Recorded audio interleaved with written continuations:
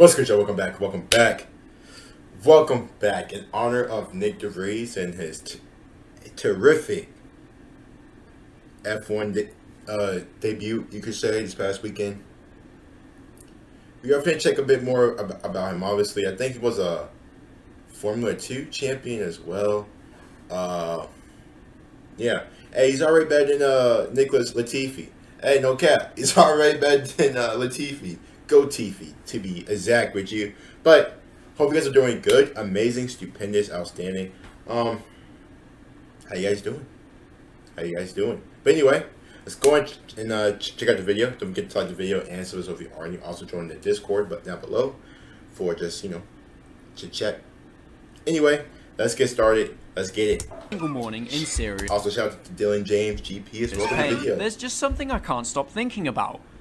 Why on earth is De Vries not in Formula 1? It's an absolute farce that true talent such as this has been condemned to a club of toy cars that sound like a gust of wind. Okay, I ain't on cap. He looks about the same height as freaking Yuki Tsunoda. So I don't know if they're like, what, freaking short buddies, the 4-2 gang. But, hey, there ain't nothing wrong being short. I'm not short.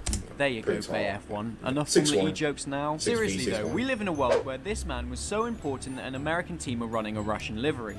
Yet, true talent hasn't even been considered. Well, here we go. Prepare yourself for 8 minutes of me talking about Nyck De Vries, the most wasted talent in motorsport.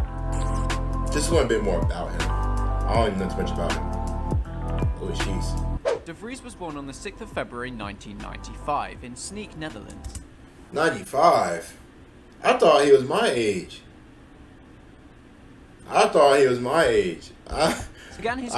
21, 22. At the age of 13 in the WSK World Series. He won this series the most on the 6th of February 1995 in Nyck, Netherlands. Began his career much later than most in 2008 at the age of 13 in the WSK. 13. Then we've seen a lot of guys like the Leclercs, the Verstappens, the Landos, and much more than that. They're starting like at 6, 7, 8 years old. Probably even younger than that. If that. If it's possible. 13? That's pretty good. Series. He won this series twice, along with the German Junior Series. This was enough for McLaren to lick their lips and immediately sign him into the McLaren Junior Academy in 2010. He was so important to McLaren, in fact, that they implemented him as a character into their tuned cartoons. Remember those McLaren shorts where somehow the animators still couldn't create any form of personality for Jensen Button? Yeah, De Vries was actually in that. If you ever watched them, you'd remember him being a scrawny little nuisance who kept stealing the bloody cars. Man, I wanted to fling him off a... I had no idea there was like a little McLaren cartoon show. I have not been checking it. I ain't know that.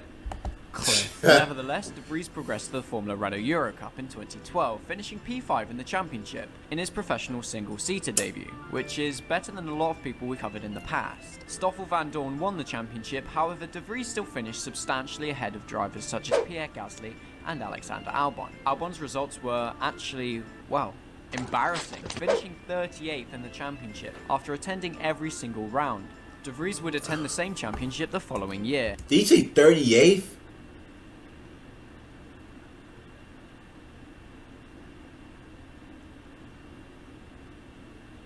And come 5th again. However, this time he scored a few wins at Hungary and Catalonia, really demonstrating his racecraft and general pace. This would carry over to 2014, where he finally won the Formula Renault Euro Cup, ahead of Alex Albon and Jack Aitken. This season was incredibly dominant, winning by 130 points after consistently scoring a slew of wins and podiums. De Vries would also win the Formula Renault 2.0 Alps, beating Charles Leclerc by over 100 points. This is the first time that the Dutchman really shone. Quickly just want to say, if you find yourself watching my videos without being subscribed, please take a few seconds to turn that red button gray, because it would really started late, he was having some, success though. Last minute vid back to De Vries. Not immediately, but Nyck finished 6th in the FIA GP3 series behind Leclerc, Albon and Aitken. However, he was ART's number 4 driver. And if you watched my latest video, you'll know exactly what I'm getting at. De Vries picked up a couple wins over the course of the season, with a few podiums demonstrating his consistency. This was enough to graduate to the 2017 Formula 2 series with the Rapax team. However, after 13 races with 1 win, De Vries moved to the racing engineering team for the rest of the season. This was enough for P7 in the championship in his inaugural season, finishing behind names like Leclerc, Markelov and Nicholas Latifi. However, at this point, McLaren were focusing all of their attention on Stoffel van Dorn,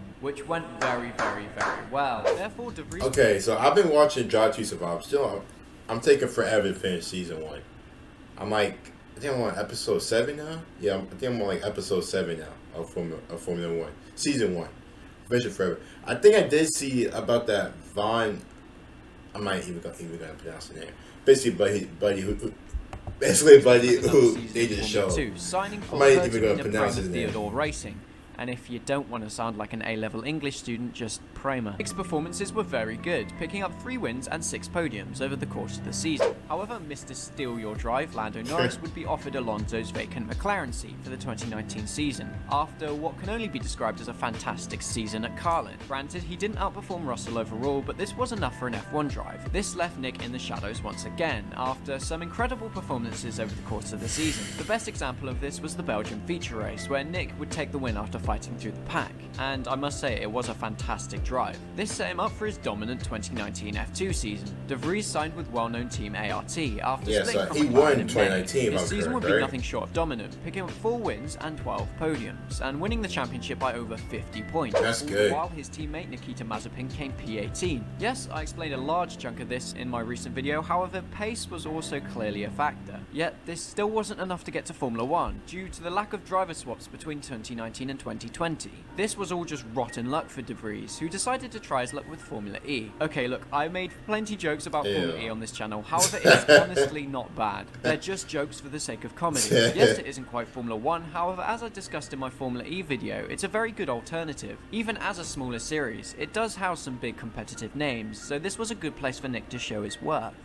Which didn't really happen. Nick placed 11th in the championship, driving for the new Mercedes team, which wasn't dominant. His teammate Stoffel Van Dorn came second, however he had an extra year of experience, which is important when you're transitioning from a rocket to a commercial aircraft. Okay, that really is the last one, I promise. P11 doesn't sound spectacular, however he did beat names such as Felipe Massa, Pascal Wehrlein and Jerome D'Ambrosio. This was enough for Nick and Stoffel to be invited to the Mercedes Young Driver program and take part in the 2020 postseason tests. This brings us to the present, where Nick is currently leading the 2020-21 FE Championship after demonstrating some serious pace at the, well, eventful Diriyah GP. In my opinion, Nick is my personal favourite for the championship this season, especially if he keeps up this sort of pace. So what does this all mean for Nick's future? Well, as much as I hate to say it, De Vries is slowly becoming a motorsport fossil.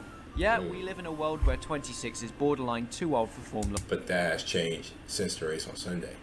Due to De Vries' poor luck, he spent far too long stuck in Formula Renault and F2. Let's be real, Sean Gelael taught us that staying in F2 for as long as possible gets you nowhere. However, his recent progress is rather interesting. With his new ties to Mercedes, I can guarantee you that Nick is eyeing up a Williams drive. Simon Roberts is probably waking up every single day with 50 plus unread messages from the Dutchman, definitely trying to sweet talk him into giving Latifi the boot. Joking aside, however, this is a possibility. You'd think that Georgie Russell will get a Mercedes drive in the near future, so I believe that De Vries could be a valid replacement. But what about Jack Aitken, I hear you ask?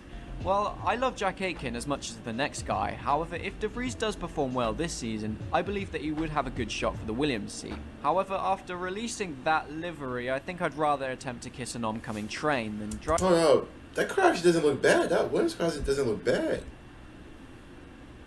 It looks nice. That thing. I think we can all agree that the best case scenario by 2023 is Aitken and De Vries in that car. All due respect to Latifi, yeah, he's a good driver, but he isn't the Nyck De Vries. The F2 results support that. In conclusion, if Dutchman Nyck De Vries doesn't reach F1, I will be very disappointed. Not with him as a driver, but rather the system within motorsport. There is nothing more upsetting than seeing genuine talent like Nyck De Vries wasted, whilst also having to witness a fool driving a Russian flag around the track slower than the 1997 Honda CR-V. Anyway, as always, they were just my opinions. Please let me know yours in the comments below. Do you like Nyck De Vries? If so, why? If not, why not? Also, the channel has been growing incredibly quickly at the moment, so thank you all very much for that. I really do appreciate it. With that being said, if you like this video enough to watch more, please subscribe if you haven't already, because it is a dream of mine to hit 10,000 subscribers, and it's really looking possible at the moment. Also, quick question, would you all like to see a 30-minute video at some point on Drive to Survive? One of my biggest inspirations on YouTube is a man named Pyro Cynical. That's crazy. I also watch Drive to Survive, and he's mentioned Drive to Survive, but very interesting about De Vries. like I said, came out at 13, had some success in, the other, Formula League, stuff like that. 2019 had Formula 2 champion, which is amazing. But maybe, hopefully, like I said, it's past race, past weekend. I think he even got points as well. Came in P10. But hopefully this is, something which we can see next year. Hopefully he's in Formula 1, specifically with Williams. Because Albon just resigned with Williams like a couple months ago. So he's pretty much good.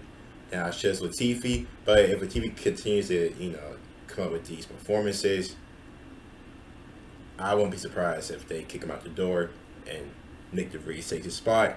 But you guys let me know in the comments down below what you guys think. Hopefully you guys did enjoy the video. Don't forget to like and sub. Stay safe.